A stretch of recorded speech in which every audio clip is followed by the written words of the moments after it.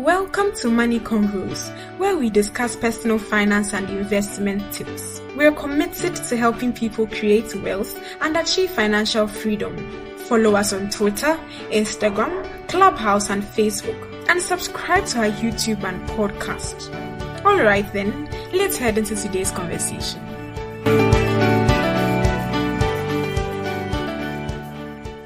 Hello everyone. Welcome back to another episode of Money Convos. And today we are diving into something that has been a lifesaver for a lot of people and which we believe could be a lifesaver for you as well. Emergency funds. Life happens to all of us.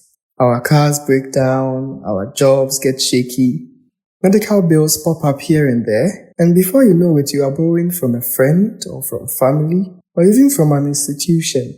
Well, this year, we refuse to allow emergencies take control of your money because today we are going to break down why you need an emergency fund when you are actually supposed to use it and how much you need to save. And yes, I am no stranger to emergency funds because I started building mine just a year ago. So believe me when I say that the relief and confidence it gives you, knowing that you have an emergency fund is priceless. Because you know that you have something to fall back on in times of difficulty, and that supercharges you to pursue your other goals in life. So let's start with the basics. What exactly is an emergency fund? It's a stash of money you set aside to cover unexpected expenses or emergencies. What are some common emergencies we encounter? We could list so many, but here are a few. There are job losses which would come as a result of your company laying off staff. There are medical emergencies which are very common in our lives. There are those urgent car and home repairs which also have the habit of springing up whenever that budget is tight. And so many more. Now, let's talk about what's not an emergency because some people get a little carried away sometimes. What's the general rule? If you knew about this expense months in advance, it is not an emergency. A classic example is school fees, my dear friends, because these numbers are given months in advance or even a term in advance for you to plan. Another example is childbirth, because my dear friends, babies do not sneak up on you overnight. You have months to prepare for the birth of that wonderful child, and as such, you can't classify that as an emergency. How does an emergency fund help you in real emergency situations? It helps you reduce your stress and anxiety. It prevents you relying on debt to solve every single problem. And as I said earlier, it gives you the confidence to take risks and take other opportunities in the future without fear. Trust me, having an emergency fund makes you sleep better at night. So now, I know you are convinced you need one, and that's awesome. But how do you actually build it? Here's a step-by-step guide to get you started. First, list out your monthly essential expenses. This could include rent, groceries, utilities, debt payments, insurance, and any other necessary costs of yours. Once you have a clear idea of how much your monthly essential expenses cost you, multiply this amount by 3 or 6. To determine your emergency fund goal for 3 months or 6 months. Once you have that number and you know how much you need to save, you could also consider automating your savings. You could set up a standing order to transfer a portion of your income to your emergency fund account every month. This ensures consistency and discipline in your savings journey. If luckily for you, you ever come into a windfall of cash, such as a work bonus or a gift, you could use this opportunity to also boost your emergency fund. To make things even easier, please try cutting unnecessary spending. Because my dear friends, do you really need 5 different streaming subscriptions when you know you haven't built an emergency fund for yourself? Think about it, because the small sacrifices you make now will lead to major financial security for you and your family in the future. Now, you might be wondering, should I save for 3 months, 6 months, or even more? If you are just starting out, aim for 3 months worth of expenses as your initial goal. Once you've achieved that, Target 6 months worth, especially if you have a stable income or job.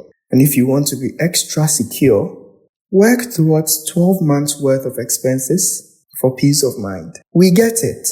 Life is tough and saving can feel challenging, but no amount is too small. If you feel like you don't earn enough to save, try setting aside even 10% or 20% of your income each month. Every little bit adds up over time.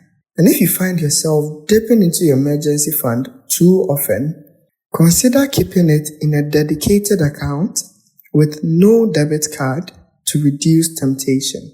When it comes to storing your emergency fund, you want a safe, accessible, and low-risk option. The best places to keep your emergency savings or funds include high-yield savings accounts and money market accounts. These options provide liquidity, meaning you can withdraw funds whenever you need them, while also offering some interest to help your money grow over time.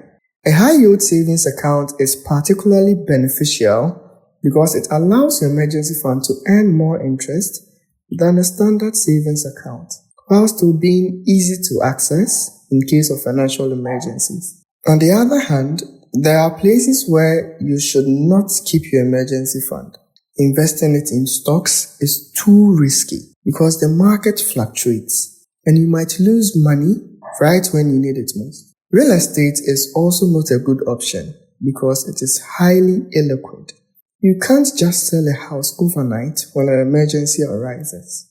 Keeping your money in cash under your bed might seem safe, but inflation will erode its value over time, making it worth less in the future.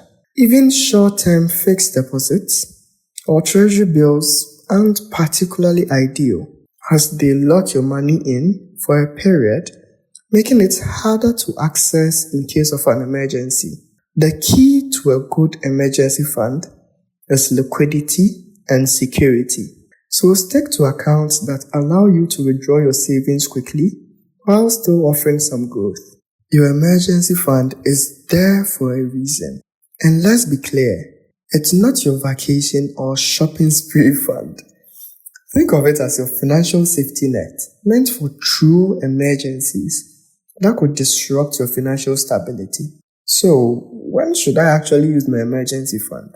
A good reason could be some of the situations we mentioned earlier in the episodes. Your car could break down and you really need it to go to work. An emergency or medical expense arises and you need to solve it. Or you lose your job and suddenly find yourself without an income. On another hand, dipping into your emergency fund for Black Friday deals, the latest iPhone upgrade, or a spontaneous weekend getaway is a definite no. Automate your savings, redirect extra income or bonuses, and temporarily cut expenses which are unnecessary until your fund is back to full strength. Remember, this isn't a treat yourself account. It's actually your financial lifeline, there to keep you secure when life throws the unexpected your way. So my friends, that's a wrap. Today's key takeaways are simple but essential. Everyone needs an emergency fund. And the best way to start is by beginning small and gradually building it up. Remember, this fund is strictly for true emergencies. So resist the temptation to dip into it for everyday expenses. Keep it accessible, but separate from your daily spending money to avoid accidental use. Now, here's your challenge for today. If you haven't started your emergency fund yet, take the first step by opening an account and depositing something. If you already have one, fantastic. Challenge yourself to boost it by cutting out one non-essential expense this month and see the magic happen.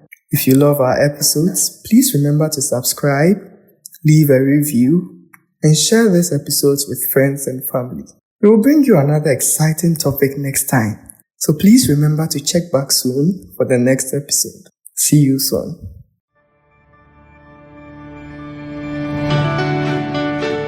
Thank Thank you for taking the time to listen to our thoughts. I hope you learned a thing or two and start practicing. Don't forget to follow us on Twitter, Instagram, Clubhouse and Facebook, and subscribe to our YouTube and podcast.